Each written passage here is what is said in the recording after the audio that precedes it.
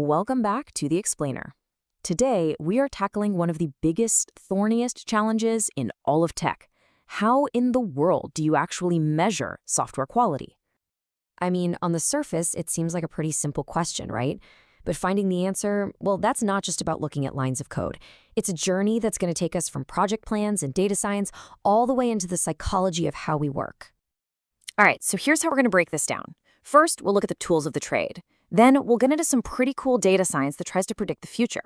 After that, we'll ask a tough question. Are our tests even any good? And finally, we'll uncover a really dangerous measurement trap that a lot of teams fall into. Okay, first step, the manager's toolkit. Look, pretty much every software project out there starts with getting organized. And when it comes to organization, the undisputed king of the hill is a tool called Jira. And if you look at something like the State of Agile report, you'll see it's the most recommended tool in the industry. And honestly, it's not hard to see why. It gives everyone on the team visibility into what's going on, it plays really nicely with other systems, and you can customize it to fit exactly how your team works. But here's the thing, and this is super important. Jira is a project management tool. It is not a dedicated testing tool. So while it's awesome for tracking big tasks like, build a login screen, it really starts to show its limits when you get into the nitty-gritty of quality assurance. So you've got this classic trade-off, right? On one side, Jira is great because it puts everything in one central place. But on the other side, for actual testers, it can feel clunky, and it's missing those deep, specialized features you need for serious test automation. And that gap, that's exactly why so many teams end up having to bolt on other dedicated testing apps. All right, so if the basic management tools have their limits, where do we go next? Well, the next logical step is to try and get ahead of the problem. What if we could go beyond just tracking tests and actually predict bugs before they even happen? And that brings us to the fascinating world of software defect prediction, or SDP for short. We're talking about researchers training machine learning models on huge amounts of data from thousands of past projects, all to give managers a kind of statistical crystal ball to see potential problems in their future work. So one key study dug into a massive data set and found something really powerful. The data shows this incredibly strong positive relationship. Projects that have a high defect density, which is just a fancy way of saying they had a lot of bugs for their size in the past, well, they almost always end up with more defects down the road. Past performance really is an indicator of future results here. And then there's the second key finding, which honestly, it confirms something that probably feels pretty intuitive to a lot of you, but now we've got the data to back it up. Simply put, the bigger and more complex a piece of software is, what they call its functional size, the more bugs you're going to find. It's just a fact of life in software. Okay, and this slide is where you really see the power of this AI model. The researchers use this cool technique called SHAP. You can think of it like an X-ray for the AI's brain, to ask it, hey, out of all the things you looked at, what mattered the most? And the answer couldn't have been clearer. Forget the programming language or the type of development. The two biggest red flags for future trouble were a project's history of bugs and its overall size. That's it. Okay, so we've got tools to organize our work, and we've got data models to predict problems.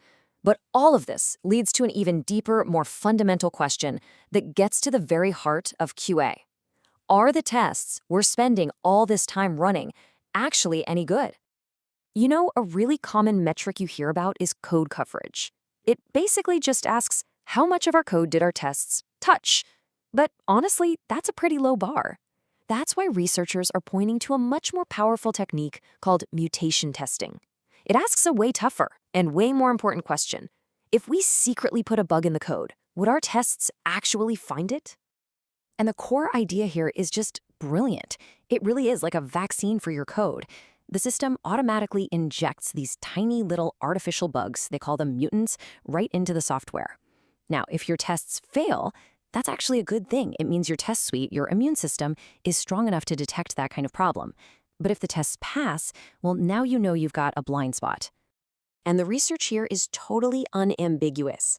Relying only on code coverage can give you this dangerous, false sense of security. Just because your tests ran a line of code doesn't mean for a second that they actually verified it was doing the right thing. Mutation scores, on the other hand, give you a much more honest, much more rigorous look at how good your tests are at actually finding bugs in the real world. And this this is where our journey takes a turn. It leads us to the most tempting and maybe the most dangerous idea of all. If we can measure the code this deeply, why can't we just measure the people who test it? So, on the Ministry of Testing forum, one industry pro tells this cautionary tale. He points to the famously troubled launch of the video game Cyberpunk 2077. Apparently, an outsourced QA team was measured on one thing: the number of bugs they filed per day. And what was the result? Exactly what you'd expect. A massive flood of tiny, trivial, low-priority bugs, while the really deep, game-breaking issues that take time and thought to uncover, they got missed. And here's a QA manager who just lays it out there, plain and simple. The moment you start telling people you're collecting metrics on them, or even worse, making them report those metrics themselves, you're going to drive actual productivity down. It has the exact opposite effect you want. And man, the list of these key performance indicators, or KPIs, that backfire is so long. Every single one of them sounds logical on paper, but in practice, it creates what's called a perverse incentive. You end up measuring activity, not actual quality. Like, if you start measuring tests executed, guess what you'll get? A ton of really fast, simple tests, not the slow, thoughtful, complex ones that actually find the really nasty bugs. You know, this isn't some newfangled idea. The legendary management guru W. Edwards Deming was warning us about this exact thing decades ago. He said that focusing on individual performance reviews just nourishes short-term thinking. It annihilates long-term planning. It builds fear, demolishes teamwork. I mean, he saw how destructive it was way back then. So, where does that leave us? If we can't rely on just one thing, not just the tools, not just the data models, and definitely not these individual KPIs, what in the world is the real answer to measuring software quality? The real path to quality, what all the research and experience points to, is that there is no single magic bullet. There's no one number. It's about a holistic approach. It's about combining everything in the toolbox. You use good tools for organization and for specialized testing. You use data to predict where the problems are likely to be so you can focus your efforts. You use robust analysis like mutation scores to make sure your tests are actually effective. And maybe most importantly, you foster a culture that measures the health of the system, not the output of an individual. So we're going to leave you with a final thought, a question to take back to your own team. Take a really hard, honest look at the primary way your team measures quality, and then ask yourself, what behavior is that metric really encouraging?